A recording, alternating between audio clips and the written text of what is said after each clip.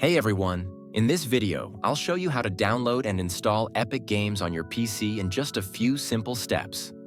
First, click the link in the description to go straight to the official Epic Games website. Once you're there, look at the top right corner and hit the download button. After the installer downloads, open it to start the setup. Click Install, then Update, and wait for the process to complete. Once it's done, the Epic Games launcher will open automatically, bringing you to the login page. If you already have an account, log in using your email and password. If not, no worries. You can create one by clicking on Create Account. But here's my favorite way to log in, using a platform like Google. It's fast, easy, and super convenient. Just click the Google option and pick the account you want to use. And that's it. You're all set up with Epic Games on your PC.